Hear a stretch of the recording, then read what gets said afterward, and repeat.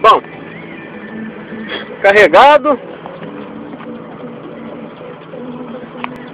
Estamos carregados, descendo o morro aqui. Vamos ter que passar uma ponte aí meio embaçada. Truque erguido. Reduzido. Os caras fez a ponte esses dias, rapaz. E eu fui passar vazio lá, ela já amoleceu o pé do eito lá.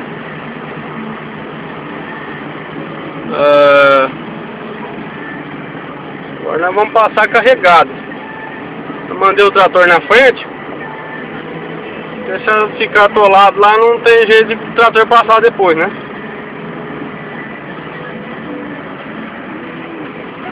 Então vamos.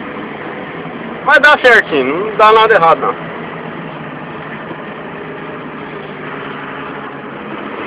Descendo o morro. Tá vendo? É bem barra aqui, ó. Ó.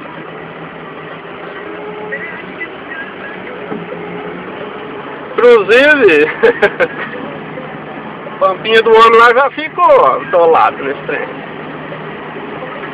Aqui eu acho que eu passo legal. Tá vendo? Uma aceleradinha. Aí, ó.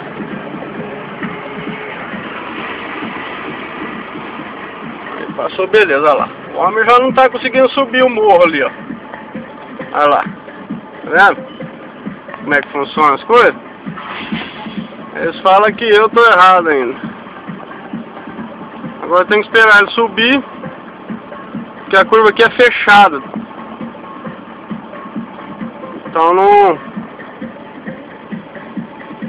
Se eu coisar aqui, se eu mandar errado, vai ficar mesmo.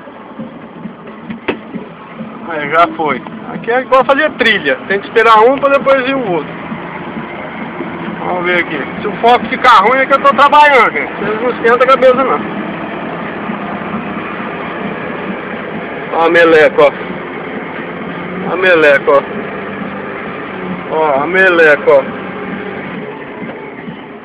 É isso aí. Já estamos fincados. Vou tentar outro. Aguenta um minutinho aí.